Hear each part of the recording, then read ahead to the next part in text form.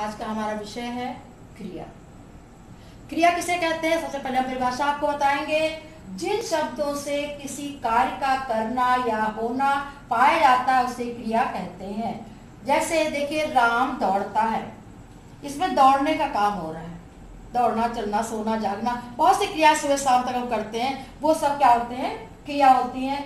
और दूसरा, वे लड़कियां हैं, देखिए इसमें कोई कार्य का बोध नहीं हो रहा है, केवल है लगा दिया है, ठीक है ना। राम दौड़ता, इसमें कार्य हो रहा है लेकिन इसमें कोई कार्य नहीं हो रहा है, केवल है लगा हुआ है। आपको हमने परिभाषा में जैसा कि बताया, जिन शब्दों किसी कार्य का करना या होना पाया जाता है, तो करना किसे पाया जाता है? ये कर रहा है। होना किसे पाया जाता है? ये होने का बोध करा रहा है, ठीक है। ये होना है, ये करना है, इसमें कार्य हो रहा है, इसमें स्थिति का बोध करा रहा है। तो इसको हम कहते हैं अस्तित्ववाची क्रिया भी कहते हैं इसको।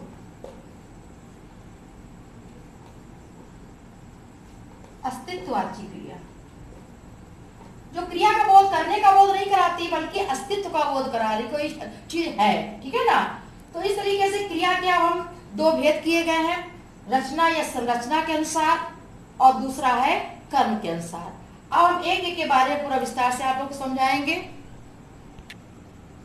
तो रचना के आधार पर क्रिया के 5 भेद होते हैं। पहला देखिए, सामान्य क्रिया, साधारण बात जो कही जाती है, जिसमें एक क्रिया होती है, जैसे वह दौड़ा, इसमें एक काम हो रहा है, इसको हम सामान्य क्रिया कहेंगे। दूसरा है संयुक्त क्रिया। संयुक्त क्रिया जिसमें 2 क्रियाओं का योग होता है, संयुक्त माने जोड़ना, जिसमें 2 क्रियाओं का योग होता है उसको हम कहते हैं संयुक्त क्रिया। जैसे दौड़ना और रहना। दौड़ना और रहना 2 मूल धातुओं से बनी है, तो 2 क्रिया हो रहे, 2 क्रियाओं के संयोग से बना है, तो इसको हम कहेंगे संयुक्त क्रिया। तीसरा है नाम धातु क्रिया। जो क्रियाएं जातवाचक संज्ञा से, सर्वनाम से और विशेषण से बनाई जाती हैं उसको हम कहते हैं नाम धातु क्रिया। जैसे दूध गर्म है, गर्म विशेषण है, इसको हमने कह दिया दूध को गरमाना है, ठीक है। गर्म से गरमाना विशेषण से बन गया। उसको अपनाना, अपना सर्वनाम है और उसको अपनाना है कह दिया, तो ये सर्वनाम से विशेषण क्रिया बन गई, सॉरी सर्वनाम से क्रिया बन गई। और ये लात, लात भी जो है जातवाचक संज्ञा है, उसको लतियाना है ना, तो ये भी लात जातवाचक संज्ञा से जो है क्रिया बन गई। तो इस आधार पर जो शब्द जातवाचक संज्ञा से, सर्वनाम से और विशेषण से बनाई जाती है उसको हम क्या कहते हैं? नाम धातु क्रिया, ठीक है। और अगला है प्रेरणार्थक क्रिया, जिसमें कर्ता जो है स्वयं कार्य ना करके किसी और से कराता है। जिसमें कर्ता स्वयं कार्य ना करके किसी और से कराता है उसको हम क्या कहते हैं? प्रेरणार्थक क्रिया कहते हैं। जैसे मालिक ने नौकर से पेड़ लगवाए, मालिक ने स्वयं पेड़ नहीं लगाए, नौकर से लगवाए, नौकर ने कार्य किया है, तो यहाँ पर ये हो गया प्रेरणार्थक क्रिया। कौन सी हो गई? प्रेरणार्थक क्रिया हो गई। अब 5वीं है पूर्वकालिक क्रिया। वह बालक पढ़कर सो गया, पूर्वकालिक, जिसमें 2 क्रियाएं होती हैं, तो पहली वाली क्रिया को हम पूर्वकालिक क्रिया कहते हैं। या एक क्रिया के बाद जब दूसरी क्रिया की जाती है तो पहले होने वाली क्रिया को हम पूर्वकालिक क्रिया कहते हैं। जैसे पहले पढ़ा और फिर सो गया, तो पहला जो है वो पूर्वकालिक होगी, पूर्वकालिक क्रिया कहलाएगी, और ये वाक्य को पूर्ण करने वाली क्रिया कहलाती है, ठीक है ना।